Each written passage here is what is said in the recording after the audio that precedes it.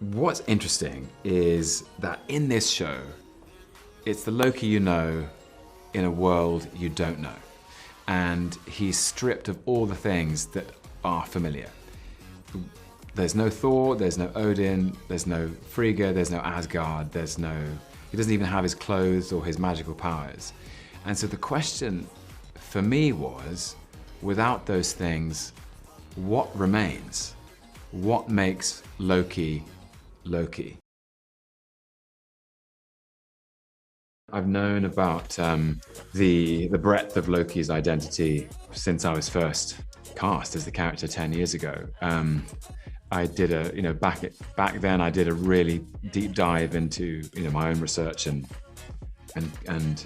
could see that not just certainly in the publishing, in the comics, that's always been there, and also in the history of the character across hundreds of thousands of years, there's been a fluidity about Loki that's I found really interesting and compelling, and very much a part of the fabric of the character. So it was really thrilling to get to touch on that.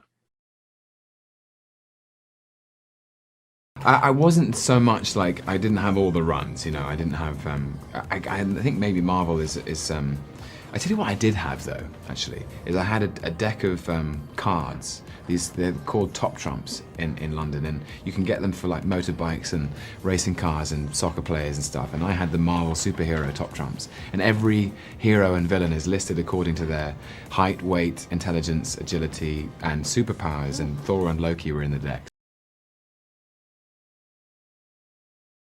Loki is the god of mischief, and mischief is as much a part of his identity as Thor is the god of thunder, and the way he swings that hammer and creates the lightning and the storm is a huge part of who Thor is.